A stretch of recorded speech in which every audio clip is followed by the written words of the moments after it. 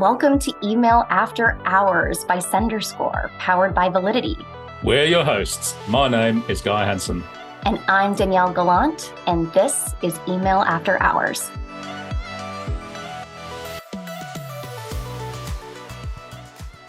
Email marketers, prepare yourselves for another Apple update. Dun, dun, dun. But don't panic, though. It doesn't seem like marketers need to brace themselves for another Apple Open-Get-In this time. And not that any email marketers need this refresher, but for the benefit of the tape. In 2021, Apple released an update that included a feature called Mail Privacy Protection, or MPP, which essentially meant that open data would be much less useful for marketers when defining subscriber-level engagement. And soon, Apple will be releasing iOS 18. And today, we're going to be talking about any potential impacts this might have in the email world. And joining us today is a very familiar voice to our listeners, Jay Schwedelson. So if you've been with us before, you'll remember Jay's incredible insights from his last visit. For those new to our podcast, Jay is president and CEO of Outcome Media and the founder of subjectline.com, a game-changing tool that has analyzed over 15 million subject lines. So with more than 30 years of experience in email marketing, Jay's expertise spans all facets of the field. His influence is profound, having shaped strategies for some of the world's most iconic brands. Welcome back to the show, Jay. It's great to have you with us again. I'm so excited. You must have run out of all humans to be on the show to invite me back. But I am thrilled to be here. I listen to every single episode, so it's an honor to be here, and this is going to be fun. Awesome. And let's dive right into it, because since iOS 18 is imminent, we got to unpack each of the expected changes one by one. And we're going to start with the AI-driven inbox categorization that's coming. So, Jay, will you tell us about the new categories that subscribers can expect to see when they're using the native Mail app on an Apple device? Yeah, sure. So Apple's iOS 18 is being released in around October, although the features on the Mail app itself might not actually hit until very end of the year or early in 2025. And so basically, that blue icon on your phone, the Mail app itself, if you check your email using that app, which roughly 47% of people do according to Litmus, regardless of what kind of email address you have, doesn't matter if it's business or a consumer address, about 47% of people check using that Mail app. Apple's going to be leveraging what they're calling Apple Intelligence, or AI, to dynamically bucket the emails that you are receiving into basically 4 buckets, either a primary tab, a transactions tab, an updates tab, or a promotions tab. And they're doing this to obviously allow for what they believe to be greater efficiency in how you read your email and greater enjoyment and all this different types of stuff. But if you put your marketing hat on, it's a big deal. If you're not going in that primary tab, or you're not going in the updates tab, and all your stuff's going in promotions tab, you're like, what does that all mean? So, and it's going to all be AI driven. So there's a lot to unpack there. You've alluded to something, because marketers should be at least familiar with email categorization. Gmail introduced these before, right? So Gmail has promotions, social updates, and that's been in place for a long time. And as you said, it sent marketers into a bit of a tizzy. There are just a ton of articles that came out attempting to reassure senders that the promotions tab is still the inbox, and that subscribers actually wanted their emails categorized. So do you think that Apple will be categorizing emails similarly to how Gmail does? And what do you think the impact will be for subscriber engagement? So I think that this is very different than Gmail tabs, at least for now. And I'm going to tell you why. There really wasn't and is not an incredible adoption rate for the Gmail tabs. There's some people that use them, but it's not the overwhelming majority at all of people that are using Gmail that are using the tabs. So it really has not had a profound impact for marketing emails. The difference is, as of right now this could change. With Gmail, you could turn off the tabs pretty easily. It's kind of like a siloed feature within Gmail. But within the rollout of iOS 18, currently in their latest beta releases, in order to turn off the tabs component of what's happening in the Mail app, right, to turn off the bucketing, you actually have to turn off all of the AI features that will be on your phone. all of Apple Intelligence, like the ChatGPT stuff, the impact on Maps, the impact on all the apps that are getting all the AI fun stuff. And so the AI fun stuff is why people are going to get to buy the new phone and upgrade and all that stuff. And they're going to want it. So are they going to turn off all the AI stuff just so that way their emails aren't bucketed? I would guess not. So the adoption rate is going to be significantly higher for people using their iPhones than it is for people that are just using the Gmail app.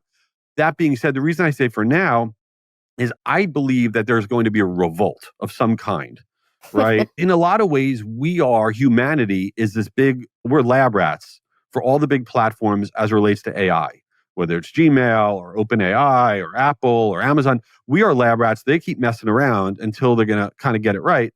So I think there's going to be a revolt on this inability to turn off just, let's say, the functionality on the Mail app, which I hope that is the case, because I'm not going to turn off the AI. And I also don't necessarily want all these bucketing. So it'll be interesting to see what happens. But as of now, that's what's going to happen. And I think that's why it's going to be a bigger deal than the Gmail tabs. The great AI pushback. You heard it here first. Now, as if Apple Mail tabs wasn't exciting enough, there's also going to be a new digest view, which will essentially showcase all emails from a brand or business in one single place. So senders can think of this visually as a roll-up for all the promos from a single brand. What's your take on the digest view, Jay, and how can marketers make the most of this feature? That's a great question. And I like the digest view. I think it's good as a user. I like it. I think the thing that marketers are going to have to think about the most is when we do our emails to non-openers, right? A lot of marketers, which is great, still, and I do as well, will send out an email. Whoever is not open the first email, will send out that follow-up email, right? And they'll send it out. Sometimes they don't change the subject line, right? Sometimes they do. But now imagine in this digest view that all the emails that you're sending to an individual are stacked, basically one on top of each other. And all you're really seeing is kind of like that subject line type thing. So if you see stacked an email with the same subject line for 2 emails in a row, that's not going to be good. You're going to look like you're doing something really wrong, right? And then is your non-opener email that you send with that kind of like urgency subject line, if you don't use the same one, how is that going to really look with the other one stacked on top of it? So I think this emailing to non-openers, we're going to have to really kind of reconfigure in our brains how we're doing that, because I think it's going to be different because of that digest view. But the only thing I would say, I want to also manage everyone's expectations for a second here. If you think about how big of a deal is this iOS thing? I'm going to talk out of both sides of my mouth. It's a big deal in probably maybe 6 months to a year from now. And the reason I don't say it's a huge deal right now is only people using an Apple 15 phone and higher, right, have access to the AI functionality. If you have a lower grade phone, like a 12, you can't use this. It doesn't work. Okay. And about 50% of people have an Apple 15 or higher. All right. So all of a sudden, 50% of the people gone. Right. Now, 50% of people check their mail on a mail app. So now you're talking about 50% of 50%. So now we're talking about 25%. So while a year from now, 2 years from now, maybe every Apple phone is going to have all this stuff, whatever. Right now, it's not everybody that's going to be impacted. So it's a management of expectations to a certain degree. So you don't have to totally freak out. You heard it here. Don't freak out, everybody. It's just another Apple update. We're going to have to keep rolling with the punches. Right. But there is another change. And at least for now, we're going to talk about iOS 18 and pre-headers. So kind of going back to the whole subject line pre-header display. And rumor has it that iOS 18 will mean kind of the demise of the pre-header. Apple Mail will then, once iOS 18 is out, show an AI-generated summary of the email instead.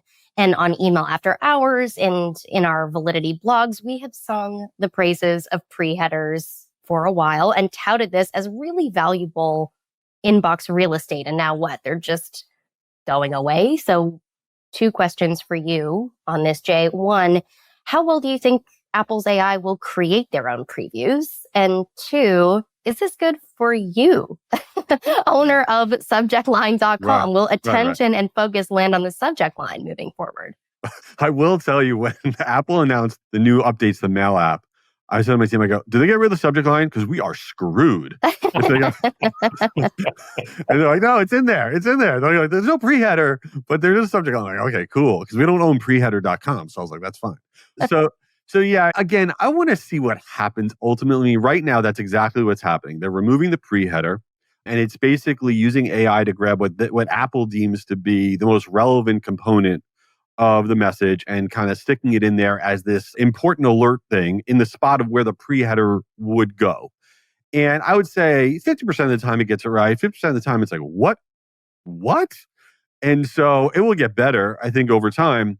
The reason that I think pre-headers are going to stick around, at least for a while, is because the usage rate, right? It's not going to be 100% of all emails that are going out there. It's going to be a fraction of a fraction. But within people that are checking their email on the mail app, yeah, pre-headers are going to have absolutely no impact on what you're doing. So you almost have to say in your mind, the pre-header can't contain critical information.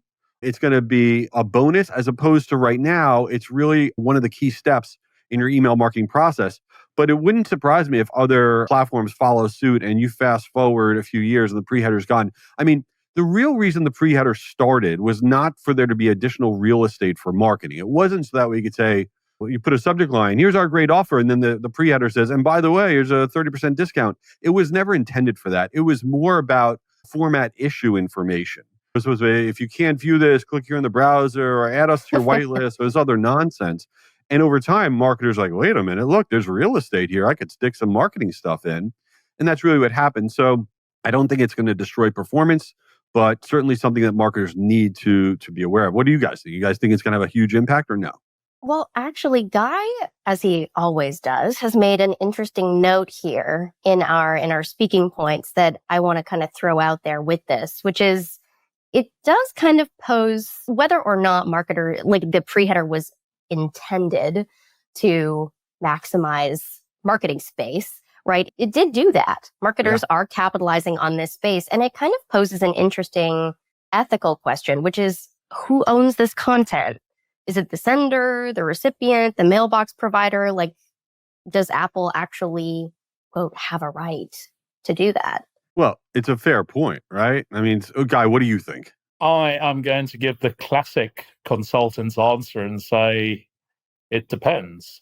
I think I think it does pose a broader question, and I think we've probably chatted about this in previous AI conversations, but it's going to pose some really interesting questions for consumer consent when it's taken, because it's basically, do you consent to having your personal data processed? But it may well be that AI processes it in ways that have yet to be imagined. So how can you consent to having your personal data processed in a way that hasn't yet really been envisioned? Yeah. And, along those lines, which is really amazing, if you think about CAN spam, which is the incredibly old, email laws that are on the books in the United States, because we can't get our act together like GDPR has, AI, by removing the pre-header, and AI gets it wrong a lot. AI has the ability to stick this thing in the pre-header spot that can cause the recipient to think it's misleading, right? And to open it. And that is actually in violation of CAN spam. So without doing anything, marketers, there's nothing they could do about it. They could actually be running afoul of CAN spam, which is wild because it's almost the impossible law to run afoul of because it doesn't do anything. And so it's this weird situation that AI is just doing stuff that maybe it shouldn't be doing. So that's why I think it's going to take a little while for it to all kind of get the water through the pipes. I agree. And actually, that leads on nicely to our next talking point, because I think it's beginning to sound like AI is starting to act more like the editor-in-chief of our email inboxes. And in addition to what we were just talking about, there's also the question in terms of, will it be able to discern between what I guess I'd call critical business communications, think your transactional emails, your service emails, etc., and perhaps the slightly less critical marketing stuff? I mean, of course, it's all critical, but do you think AI can match the more nuanced judgment of seasoned marketers when it comes to that? It's a great question. And I think that we are going to start to see something new. Right now, if you go and you Google, what are spam trigger words, which are still, there's a million lists out there. They're all ridiculous because they're not even true. That's not what really triggers the spam, but there's a million spam trigger words.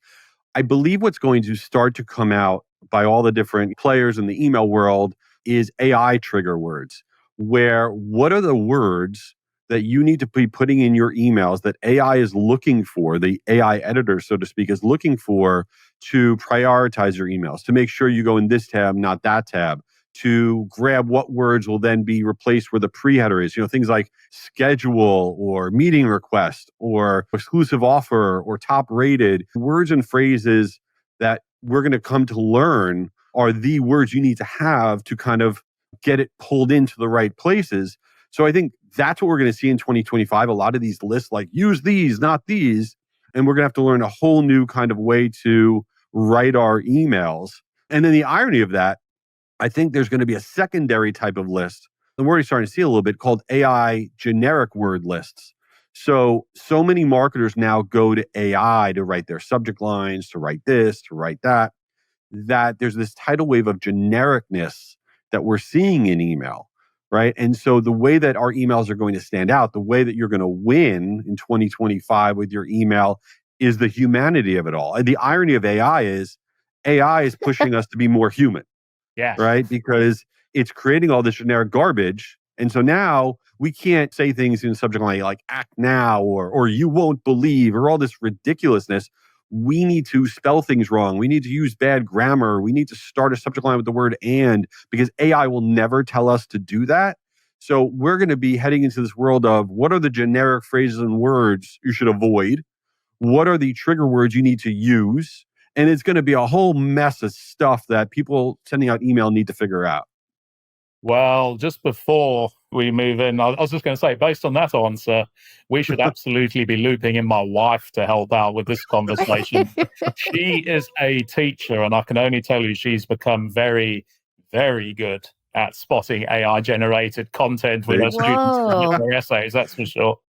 That's cool. That's cool. Yeah. Although I won't tell my kids because they love AI. I'm not going to lie. Well, not to take us too far off piece, but my wife's big learning is it's all about context. And the moment she spots a word in the content that they've submitted that she's got a pretty clear inkling they've never, has never passed her students' lips before, her first question is, so what does that word mean? And it's like, don't know really. Oh no, my kids are not do well in that class at all. They're either using an AI tool or they've finally in 2024 gone and got a thesaurus. Yeah. What are the odds? I'm going to go with the AI. And actually, so much of this conversation is going to be about AI. I think we should probably pivot to some other significant shifts that might be on the horizon. Gmail and Yahoo are rolling out what they're calling automated extractions to kind of enforce annotations. And we've talked about annotations on the podcast previously. These email annotations allow senders to highlight a deal or an offer, for example, like a coupon code, or display product images directly in the inbox. So before you actually click and open the message itself. So do you think changes like this from Gmail and Yahoo are helpful hand-holding, or does it feel more like being voluntold how to manage your email content? Well, first of all, they need a better naming team. I mean, extractions. Seriously. What's going on? I mean, what is that? Who wants anything extracted? Taken out. It sounds terrible. This is a class. I don't know why, but everyone always tries to mess with email. And I mean, how many times have there been the killer email app, or this is going to destroy email, or this is going to take over email? Just leave email alone. I never understand it. And this extraction stuff to me is in the same ballpark. Just because you can doesn't necessarily mean that you should. And the annotations are cool, right? That highlights deals, that highlights stuff, super cool. And the sender's really in control of what was being annotated, so to speak. Right, which is great because the brands are like, oh, let's make sure this deal gets highlighted. Cool, that's a bonus, right? This extraction stuff is, the platforms like Yahoo and Gmail trying to say, ooh, this is actually the relevant stuff. I'm going to pull it out. And first of all, they're getting it wrong a lot. It's not being done particularly well. And there's not a need there. It's not as people like, hey, I really don't understand how to read my email. What does this email say? Can you guys come up with a solution for that? They're solving a problem that doesn't exist. I don't believe that this is something that in its current form is going to remain. I think if you look at like what Apple's doing, what Gmail and Yahoo are doing, again, we are lab rats for how to use AI to make the email experience better and for everybody. And this is not it yet. I would be shocked if a year, 2 years from now, the way that they're leveraging AI to our benefit is the same. I don't believe it will be because people are going to push back and say, don't do this, don't do that. So I think this extraction stuff is short lived in its current form. What do you guys feel? Well, I think that either way, lab rats or not, extractions are happening. Yeah. Like this is something that's happening. So if marketers don't want to be at the mercy of what Gmail or Yahoo thinks is right to display, marketers should probably be taking advantage of this code. It's really, compared to a lot of things, this is not super difficult. I think they should adopt it. It's kind of like Yahoo and Bimmy. I can't remember what it was called, but before, like if marketers don't assert their own Bimmy record and specify the SVG that they want that to reference to, some mailbox providers will just pull in an image for your brand that they think is right? So you have to exert control or kind of deal with whatever the consequences are. Totally. That's fair.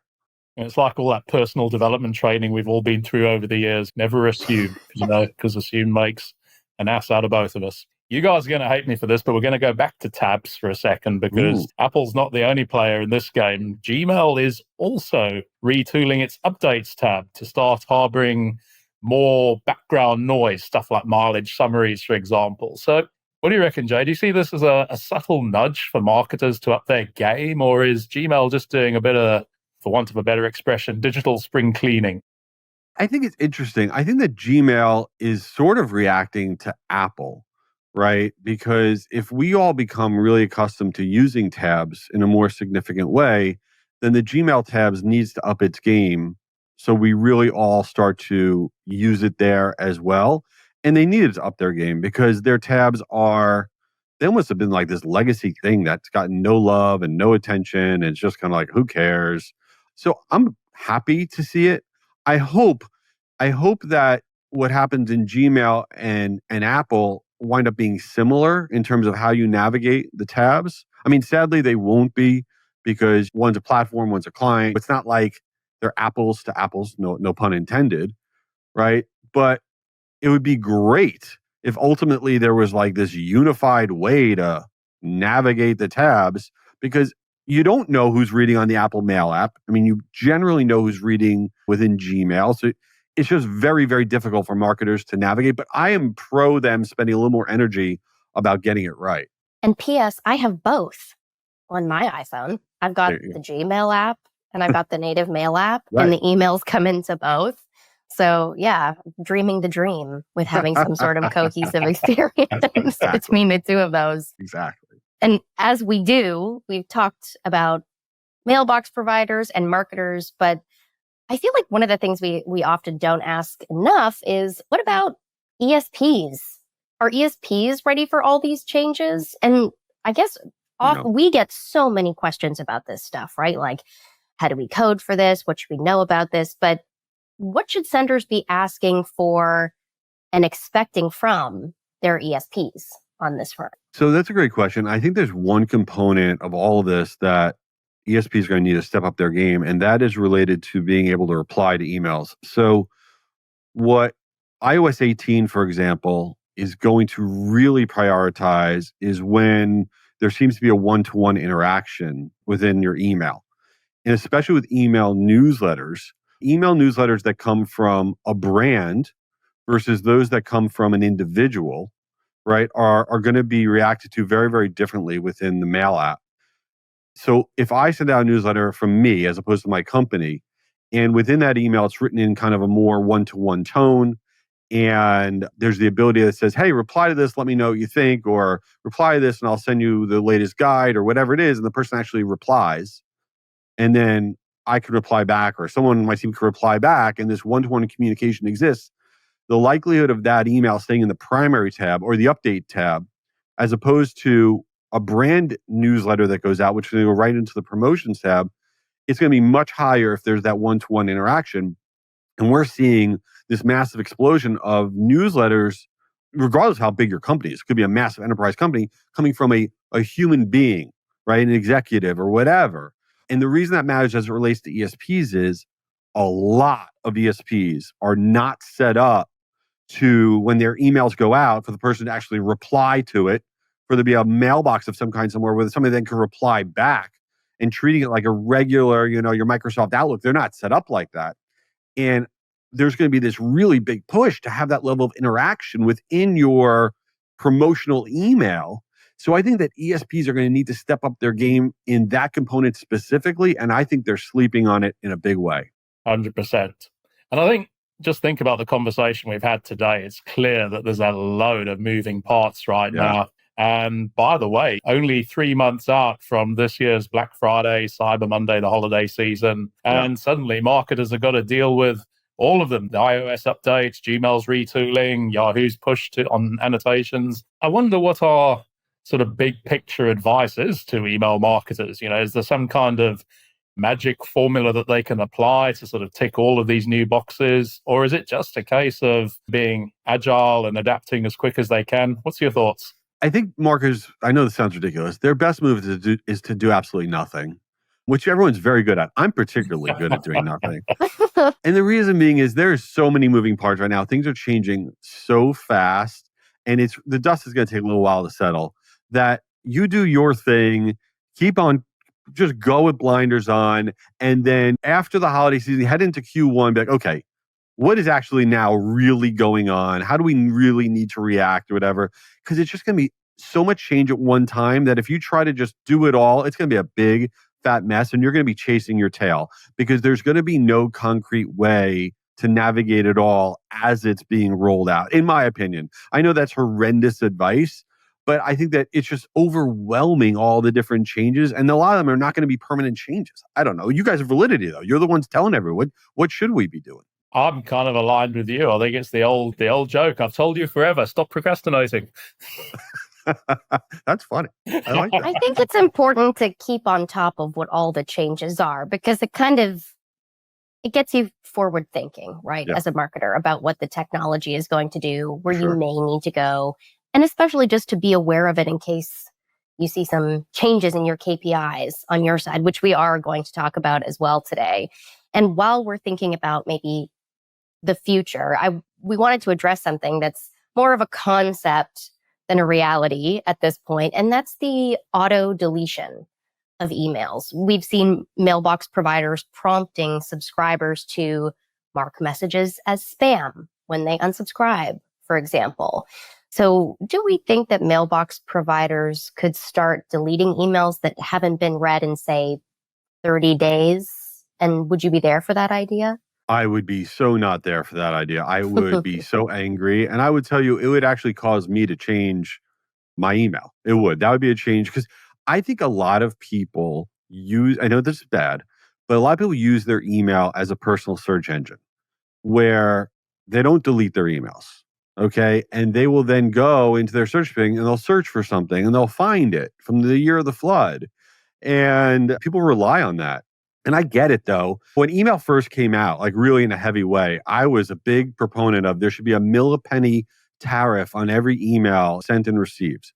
And that if there was a charge for email, that it would eliminate spam completely, because all the bad actors, there's no barrier to sending email, which is why spam exists, right? If there was like a stamp, the way there is with direct mail, spam would have never occurred. And so the platforms are paying for the party. They get to write the rules in a lot of ways because they're literally paying for the party. So if they want to do it, they can do it. I don't think it's something that people will be okay with. I think the auto question of, hey, do you want to take yourself off the list, is totally fine. And I think that that's a good user experience. Unless it's maybe tied to, oh, your storage is running out, you got to upgrade your storage, which happens all the time. That's a whole different thing. I don't see this as being something that's going to become a viable path for them. Do you guys think that that's really going to happen in mass? My 2 cents worth, there was a really interesting article on Only Influencers last week where they were talking about, do you monitor the long tail of your campaign responses? Basically meaning, do you go back and see what kind of contribution the newsletters that you sent a year ago or more are still making in terms of views generated and traffic generated. And I think that applies to this conversation. If you know that there's a real long tail for your platform, you might be more circumspect about wanting old emails to be deleted. But I think, if you're a daily deal sender where you're sort of sending 3 offer emails every day and the chances of them being revisited further down the line is negligible, I'd be up for it. Sort of anything to sort of, clean up and clear out the inbox. That's an interesting point too, is that if there was a categorization of those things and you could turn it on for certain things and not for others, that totally makes sense. If there's, like you said, you get these daily deals, that daily deal is useless to me. So I get it. It's just hard to do a catch-all kind of thing for all of your email, because that's where, to your point, I mean, especially newsletters, I go back to newsletters for years. 100%. Right. I'm going to have to frame my next question for you slightly. Otherwise, it's just going to sound utterly bizarre. I went to an industry event a few nights ago, the sort of fun part of the event, and they needed to hand out some swag and some prizes. And the principle of sort of duck races, where you throw a load of those sort of yellow plastic ducks into a river, and then whichever one's first past the line is the winner. And they fired up a virtual version of that. And each of the people in the room was assigned to a duck. And they set them off, and there was some randomization going on there, maybe even some AI, who knows? And whichever duck crossed the line first, and if you had a matching number, you were the big prize winner and you took home the swag. So there you go. I think we've talked about a load of industry trends today, and there's quite a few more which we probably haven't even touched on. But if you're going to make a big prediction, Jay, in terms of which industry trend is going to be that yellow duck that's first across the line, what do you reckon it's going to be? What's the hot topic right now? I think that iOS 18, as we head into Q4, is going to be the hot topic for sure. I think marketers should really be extremely aware of the timing of their marketing surrounding the US election. I could care less who people are voting for, but I think that marketers make the mistake in a presidential election year by saying, oh, Q4 is going to be great. And they have all these KPIs and all these projections and everything's going to be great. And I will tell you that the 2 weeks before and probably the 1 week after the US presidential election, forget about it. Your performance is going to be in the garbage can, because we've seen this in past cycles of presidential elections that there's so much noise. You get so many SMS messages, so much radio, so much TV. You just can't take it. And you're like, I'm just going to go watch Love is Blind because I can't handle it. Right. And so I think that if you're not kind of bringing down some of your expectations surrounding the kind of November, the 2 weeks before, like end of October, beginning of November, I think you're making a giant mistake. So that's my prediction, because it's going to be a wild end of year. I'm so with you there. We had an election here in the UK this year, and our election cycle's a lot shorter than yours, only 6 weeks. And even after 6 weeks, man, it was like, we'd had enough of it. Damp down the noise, please. Totally. Yes. Danielle, I reckon we need to start wrapping up, but Jay's not quite out of the hot seat yet, because we've got a few closing quickfires for him, don't we? My final closing one, you touched on tabs once more. So a fun one for you, Jay. If it was in your gift to introduce a brand new tab for a specific subset of email content, what might it be? Oh, it would be a reality TV update tab, 100%. Yes. I need everything about The Bachelorette, Love is Blind. Love is Blind UK, by the way, is my favorite show right now. Every 90 Day Fiancé, Married at First Sight, all of it in one tab. This would be the most valuable tab that could exist on Earth. And not even my opinion, it's a fact. Awesome. Especially what would the icon digest version. Yeah, exactly. What would the icon be, Jay, for the reality? It would be a picture of my face, smiling. That's it. That'd be amazing. So if you're listening out there, Apple, Gmail, come on, get on this. What's wrong with you people?